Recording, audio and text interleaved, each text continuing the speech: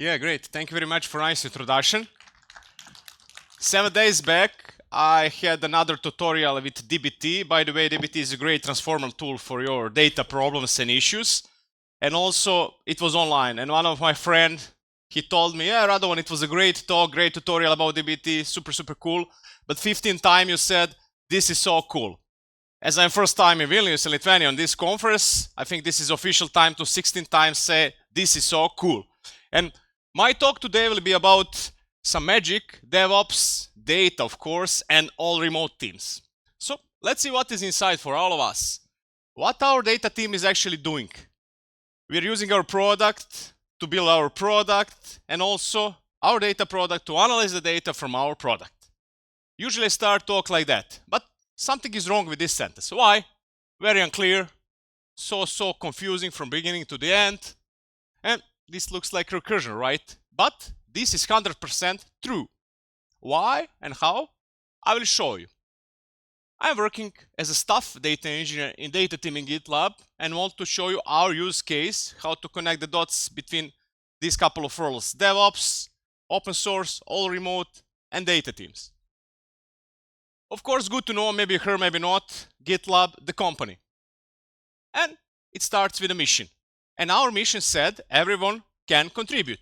In addition to that, I would say everyone should contribute because open source is very, very often announced here these days. So I would say for you all, everyone should contribute.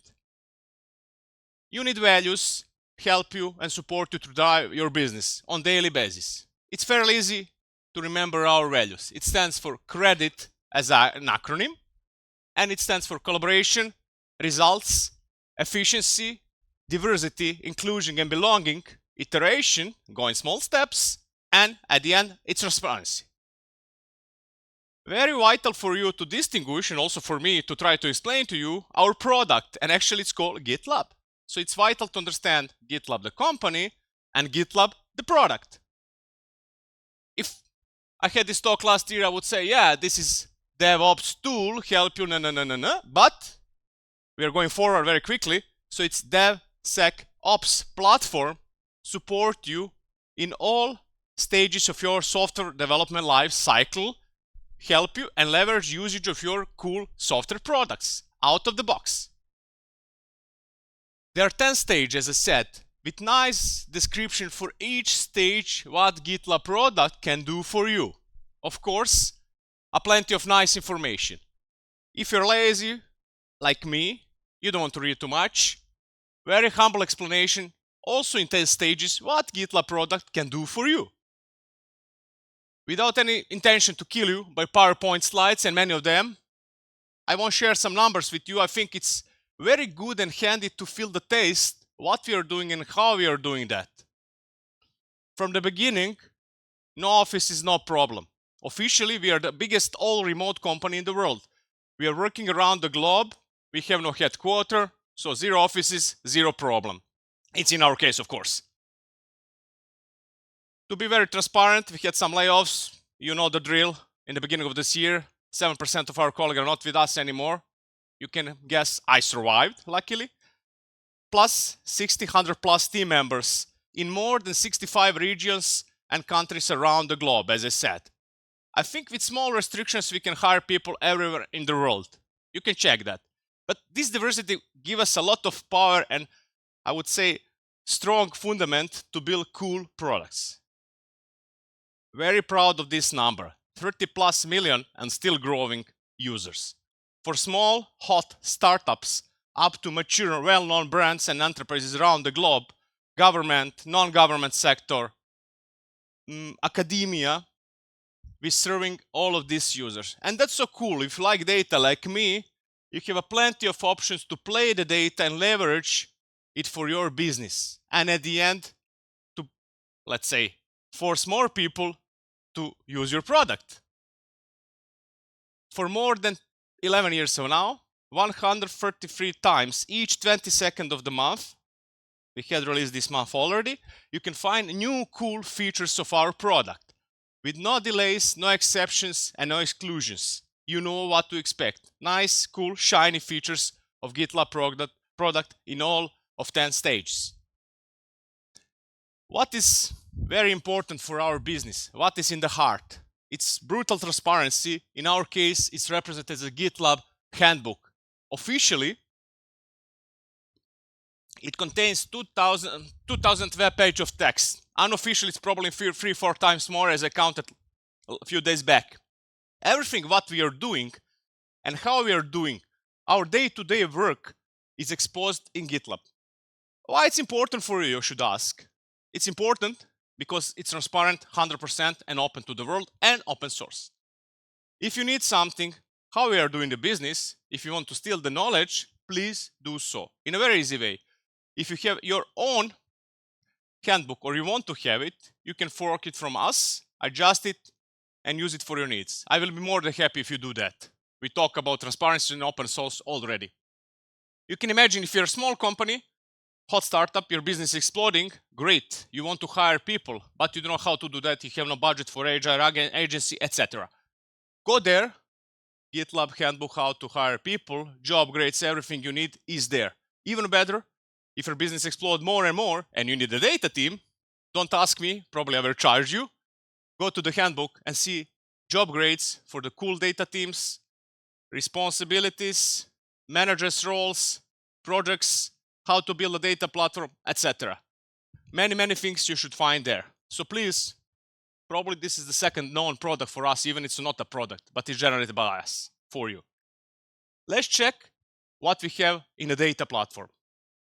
We also have our mission is to provide accurate, trusted data to our business with 100% or almost 100% accurate metrics in cost-efficient fashion. What does it mean? To try to avoid bankruptcy when we turn on all cloud resources to get what we need on time. This is something called data value pyramid, but for purpose of this talk, it's laying down on the slide. What does it explain? Where we are with our data team. From all good data, through information to knowledge and wisdom. We are in the between with strong intention to go to the, this is my left, you're right, in this direction. And we want to understand the data, apply the data, and understand what should I press here to see the results there. It's called data value pyramid. To put more context for you, regarding analytics, also a popular term these days, we start from descriptive analysis to understand what's happened. I have 30 plus million users each year, with this growing rate, which is pretty much trivial, through diagnosis, predictive and prescriptive analytics. So this is our ultimate goal, and still now, at the moment, we are in the middle with strong intention to go here and really leverage the usage of the data. Okay, as each team, we have several challenges. We want to get rid of that and sort out the problem. As I said, GitLab company established 11 years ago, releases each month, things like that. Our data team is recently created. So how to reconcile this discrepancy between the ages? How to scale our entire ecosystem and our data platform in a very efficient way. Not about cost efficient, but also about human resource efficient, project efficient, prioritization, things like that. How to orchestrate, harmonize, and synchronize each component in that system, and how to connect the dots for the data when they need to the business. How to decrease time to market. You remember our value score iterate. It means I will go in short toes, in small steps all the time, and know my direction in order to be very fast and to provide what is needed for the market. You're aware of this AI race going every time, every day, and cool feature for us is like, okay, now we have AI feature integrated in our GitLab product, which is with small help of this iterate value. Let's iterate on it, let's start, and we'll make it better and better and better for time. How to increase visibility, internally and externally. For us, internally means my colleague come to me and say, yeah, I use your data for my stage called monitoring, but I don't know you even exist, but it's okay. It's nice for me, it's working. I don't know you are here, which is sad for us. And we also need to increase that visibility among the other team members. We can do many nice things for them. Externally, conferences like this, meetups, open source projects help us a lot to say how cool we are and what we can do for you. I think open source world is a two-way street. We also want to produce or give something to community and listen from the community what they need so we can leverage the usage of features they really need in time when they need, as soon as possible. Then we create set of actions how to build a great data platform. As I said, in heart of our business is open core and open source. Even data team is not in the core business. We do not create our product. We are still embrace open source mindset or methodology. So we are creating 2 and 4 community. As I said, it's a two-way street, and it's very cool if you can ping me and say, oh, okay, Radovan, I think this is okay, this is not okay. So we need to communicate, and then we should iterate on the product. Then we have something called dog fooding, which is a very interesting word. When I started in GitLab, this is the first time I hear for that. What does it mean? It means you should use as much as possible from your product, learn your product to do your daily job. In other words, we create a data platform using GitLab product and leverage the usage and unlock the potential of the product to be better and better every bloody day. There are plenty of discussion. What DevOps means? Is it a tool, set of tools, philosophy, mindset, or something else? In my opinion, it's just a culture, and you need to think about that, okay, how should I shift my mindset to stick with DevOps culture? By nature, I think, because we have that DevSecOps tool supporting development part, security and compliance part, along with operational part, organically, we should stick with that culture or that mindset and way of thinking. That is the way how we'll build the product. There is something called GitLab Git flow. In the morning, there was a super interesting and great opening and talk about Git, generally about Git flow. And I came from another world. And I know for that flow. When I started in GitLab, I see something else. No 4 type of branches. You have master branch or main branch these days and short-lived development branch. I was thinking how should deal with hot fixes, releases, and other things. This is the different, and this is the game changer for us. These 2 type of branches help us to iterate faster and have a shorter time to market. Why? Because our tool supports us to do in that way. We automated many things, and it's enough to have a main branch, long-lived branch, really the main one, and short-lived development type of branches. With this approach and this strategy and operational model, we are able to move fast. Plus, try to automate everything. Of course, regarding dog fooding, we said about iteration. Move fast, release frequently, and move faster if it's possible. Why this is important?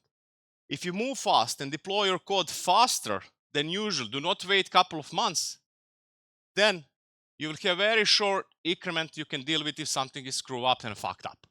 In this situation, I would say it's super handy to have a very small rollback material you can revert back if it's needed. Usually it's not, but never knows. Everything starts with the issue. In our case, we have an issue in our tool. We want to ignite the discussion. We want to start. Then, boom, discussion is there. Then, if we need to change something, we are going to merge request. Why this is important?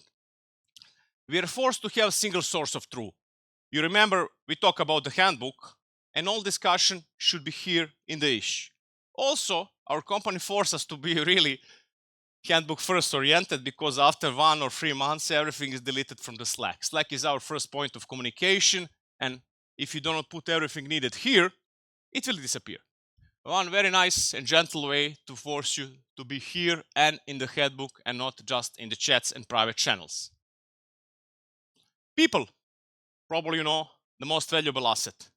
We are recently created, and we went through forming, storming, up to norming and performing stage. And also we define roles, grades, manager layers in the data team, which help us to do faster and better. Tech stack, oh, this is my favorite. Just to be on the safe side, I would say mainly it is open source. Probably not 100% possible to have everything open source, but definitely my favorite slide. I'm a tech geek, I'm a data geek, so this is what I like. From left to right, multi-cloud approach, AWS and GCP where we store our data platform. Previously it was Docker, now it's a Rancher for local development. Kubernetes cluster engine on GCP to orchestrate and play and execute our platform. Orchestration, probably heard about that, Apache Airflow, more than good. Now we evaluate some other things like Duckster to see, is it possible to replace Duckster one-on-one with Airflow, or we should use another strategy? For major providers, well-known providers, there are some out-of-the-shelf tools like Fivetran and Stitch. From here to there, I will give you some bucks and ingest the data in my single source of truth. Single source of truth for the data is Snowflake in our case. So Fivetran and Stitch said, okay, from one tool, go to Snowflake. And we will do the rest. Analytics part is done with Snowplow. Everything on our application, we are tracking both front-end and back-end events using Snowplow. Snowplow is cool and great because it's open source. You can manage it for free. You can use it for free. And you can easily put the data where you want. Is it Snowflake, BigQuery, your weapon of choice? These days, it's fairly easy to build a pipeline. As I said, out-of-the-shelf tools, go from here to there, no problem. But what is inside your data? What is the pattern of behavior of your data? How you should apply AI and ML models on your data? Our answer is Monte Carlo. We evaluated a couple of tools and decided to go with Monte Carlo. Why? It provides you learning models on the behavior and patterns and volume and throughput of our data. It's not just not null, unique constraint. It's more than that.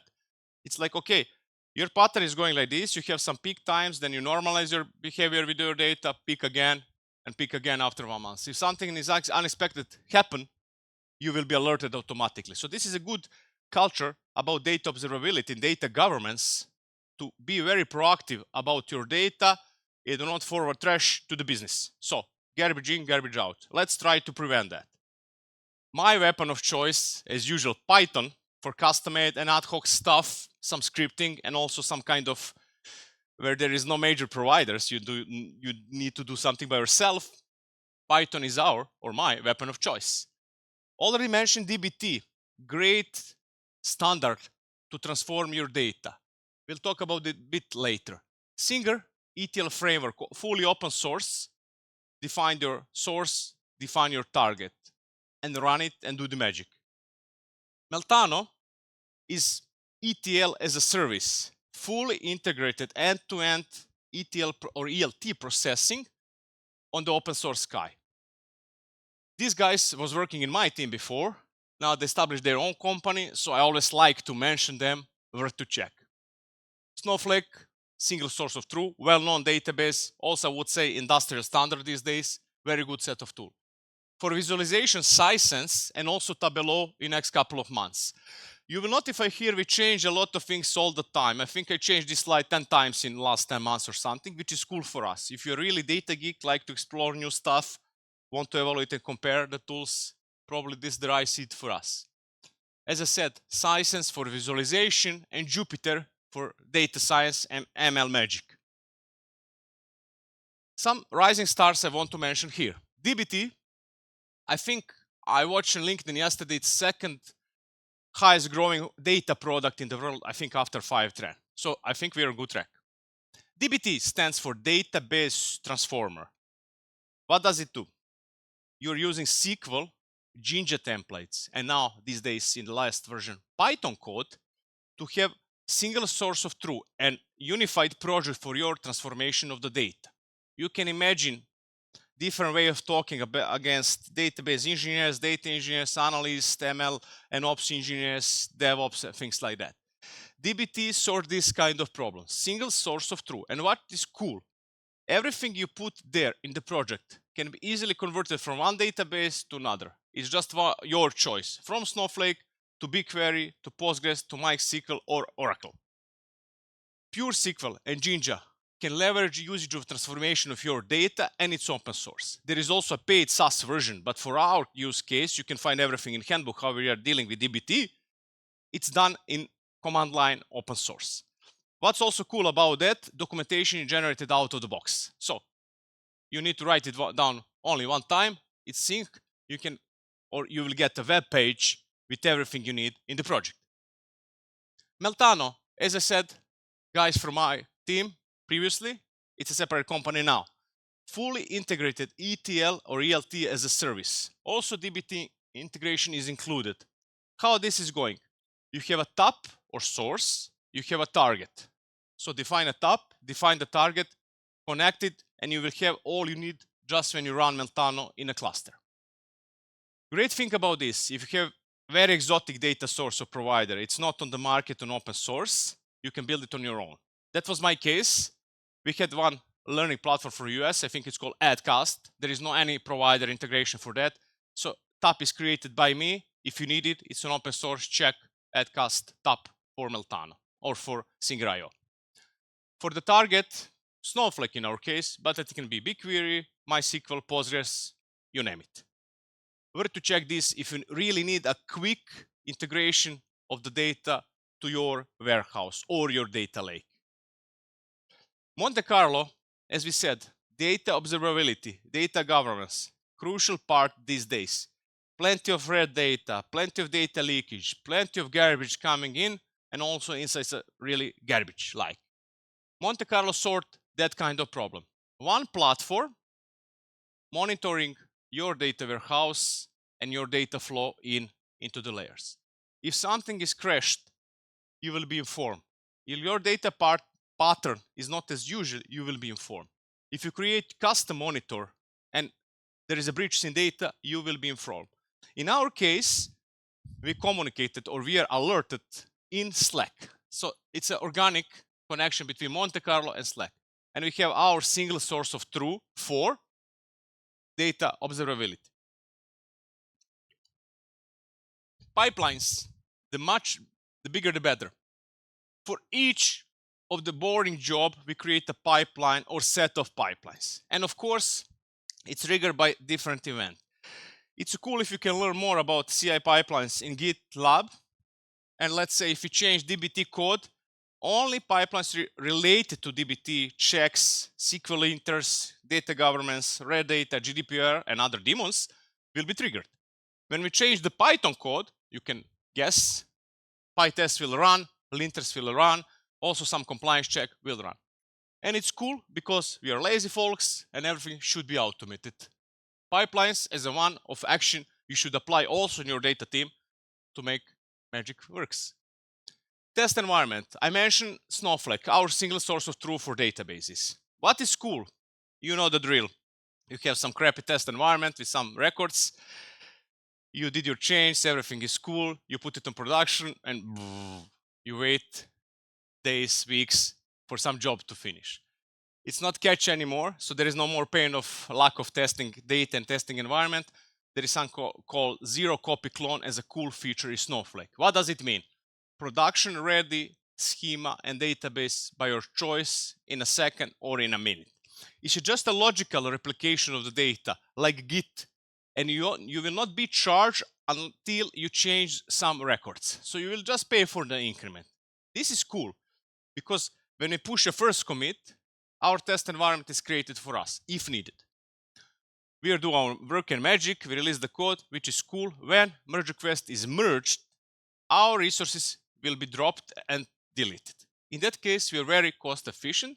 Plus, in a minute, we have a prod-like environment with full set of data. This was a really big problem for me in the past, probably for all of you. I know you feel that pain, and now we have a solution for that. What is our result? We have enterprise data platform. You can call it data warehouse, you can call it data lake, you can call it as you want, but actually this is a concept or set of components we are using to provide the data to the business in cost-efficient manner. About the people, you can find everything in handbook, as I said. Roles we need to support, build and maintain data platform, and also management part, engineering part, everything is predefined. this responsibility means, okay, who is doing what and on which level. Data science team, lastly formed team. I like these folks because I'm data engineer, I'm doing the dirty work, and these guys are doing something very cool, can share to the audience. There are a couple of projects they are doing, and I think worth to check or worth to mention propensity to expand. It's how likely is one customer to unlock more stages. You remember we have 10 stages, and unlock more stages and actually acquire more licenses. Or PTC, how likely is customer to go to competitor or to stay with us in percentage? Or user segmentation, how you should treat each of your customer as a first-class citizen. Answer is simple.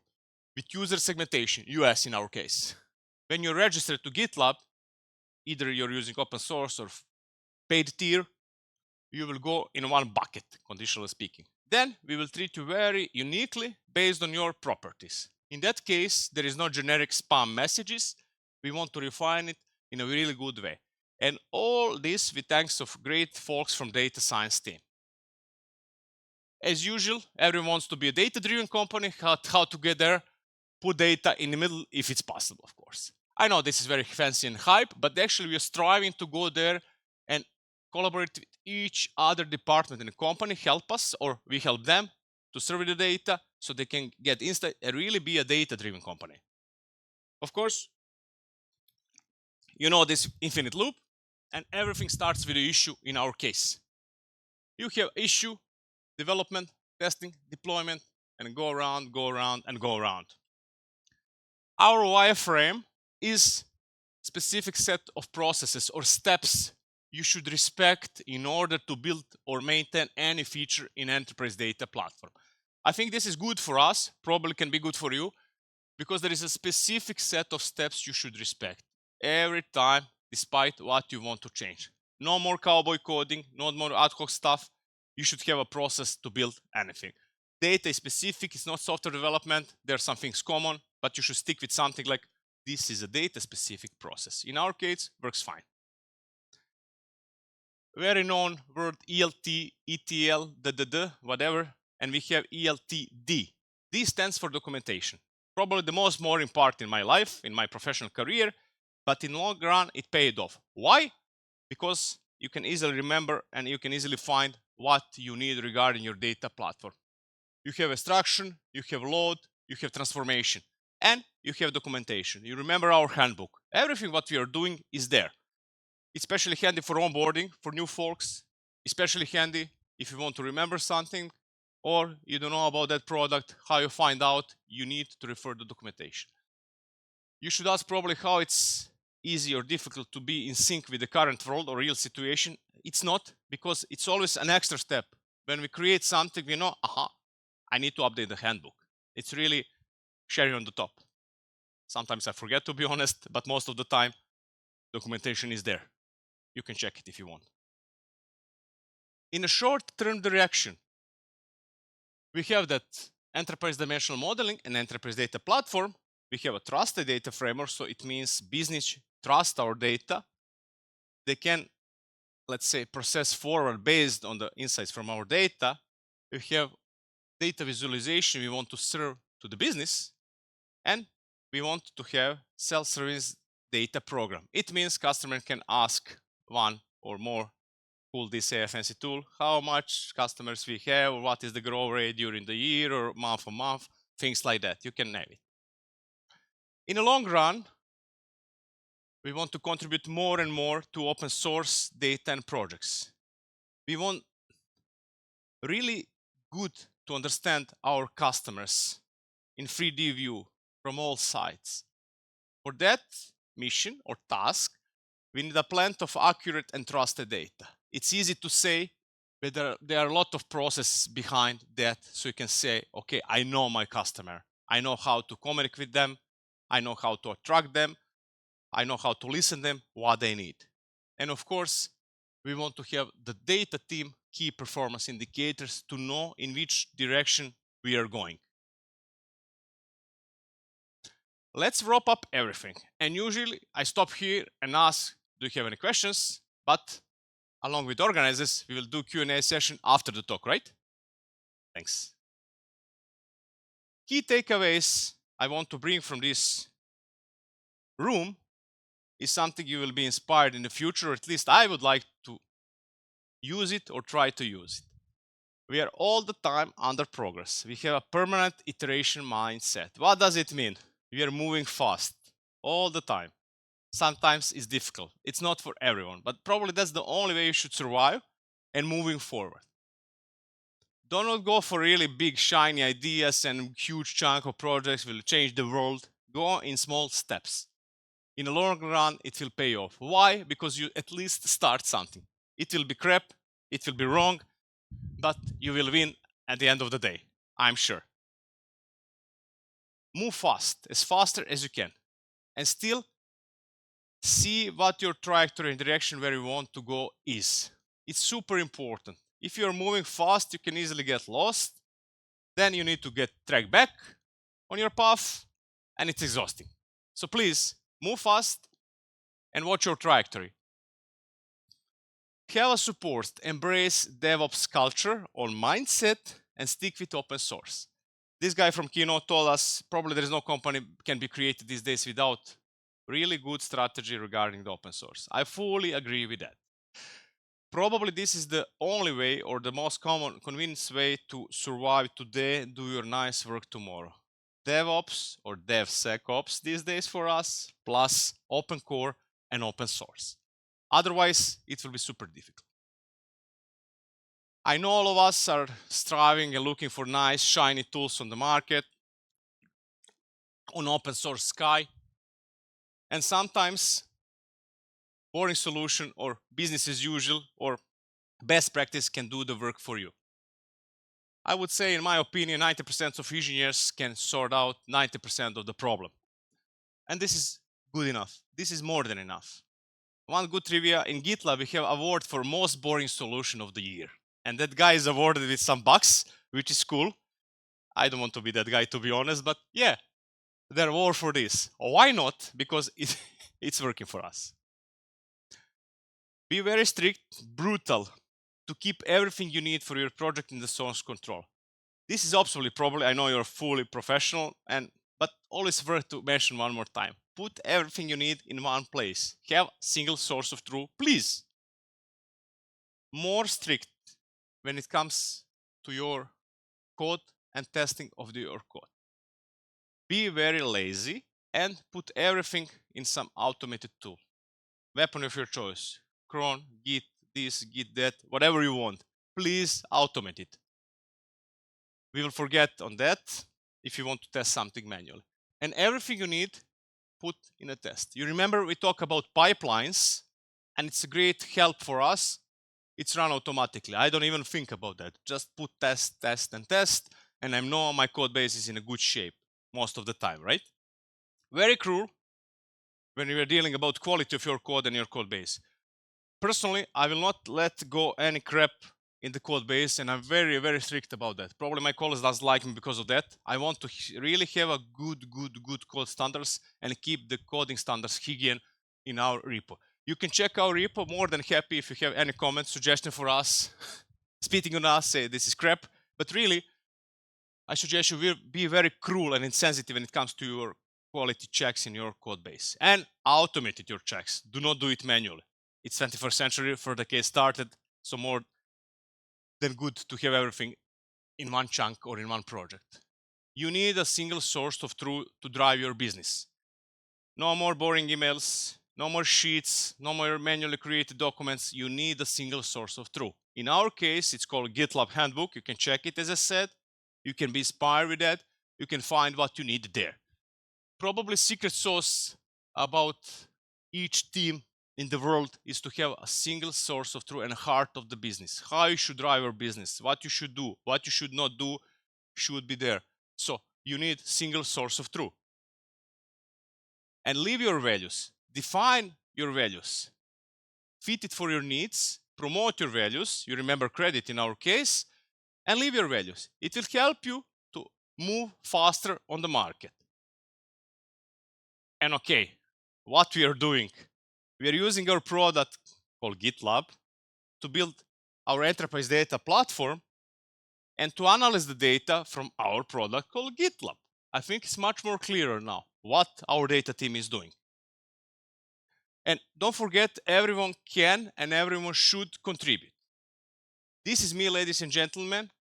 As we are brutally transparent, I'm more than happy to connect with you here and there on a coffee chat. I will be here the entire day. So always want to listen what you have to say to me. I have also some advices for you. Let's keep in touch. Find me, ping me, ask me, whatever you want. And I can't say more than thank you very much for the audience. If you have any questions, guy will be here. Thanks a lot.